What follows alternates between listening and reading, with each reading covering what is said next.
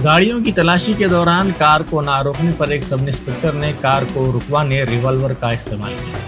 ये वाकया पुराने शहर में पेश आया। जराये के मुताबिक कल शब मीर चौक इलाके में गाड़ियों की तलाशी का काम किया जा रहा था। इसी दौरान ओपन टॉप कार में 5 अफराद वहां पहुंचे। एक कांस्टेबल ने कार को रोकने की कोशिश की, ताहम इन अफराद ने कार की रफ्तार में इजाफा कर दिया, जिस पर वहां मौजूद sub inspector police Jabbar revolver निकालते हुए नौजवानों की कार को रुकवाया और गाड़ी की तलाशी ली। इस वाक़े का वीडियो सोशल मीडिया के मुख्तलिफ प्लेटफॉर्म्स पर तेज़ी के साथ वायरल हो गया, जिसके बाद आला अहदेदारों ने इस वाक़े की तहक़ीक़ात के अहकाम दिए।